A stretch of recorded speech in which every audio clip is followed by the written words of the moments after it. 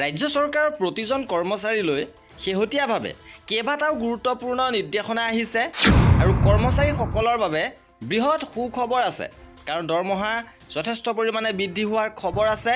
সবিশেষ খবৰৰ বাবে ভিডিঅ'টো প্ৰথমৰ পৰা শেষলৈকে চাই থাকিব। জনাব বিচাৰিছোঁ প্ৰথমটো গুৰুত্বপূৰ্ণ খবৰ শেহতীয়াভাৱে কৃষি বিশ্ববিদ্যালয়ৰ কৰ্মচাৰীয়ে NPS প্ৰত্যাহাৰ কৰাৰ প্ৰতিবাদ কৰিছে।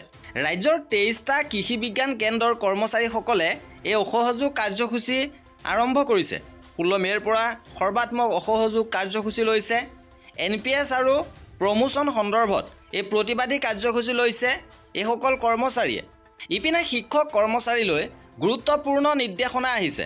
Office of the mission director সমগ্ৰ শিক্ষাৰ ফালৰ পৰা এই নিৰ্দেশনা আহিছে যে এতিয়াৰ পৰা শিক্ষা সেতু পৰ্টেলত অভিভাৱকৰ মোবাইল নাম্বাৰ সংযোগ কৰিবৰ বাবে এই নিৰ্দেশনা আহিছে। অভিভাৱকসকলৰ মোবাইল নাম্বাৰ শিক্ষা সেতুত সংযোগ কৰিবৰ বাবে জনাইছে।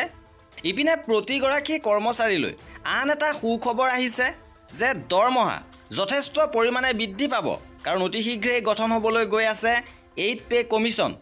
শেহতীয়াভাৱে ministry of personal PG and pension department of personal and ট্ৰেইনিঙৰ ফালৰ পৰা এক অফিচ মেমৰেণ্ডাম প্ৰকাশ কৰিছে য'ত 8 পে কমিশ্যন গঠন সন্দৰ্ভত এই অফিচ মেমৰেণ্ডাম প্ৰকাশ হৈছে আৰু আশা কৰা হৈছে যে নিৰ্বাচনৰ পিছতেই 8 পে কমিশ্যন গঠন কৰা হ'ব।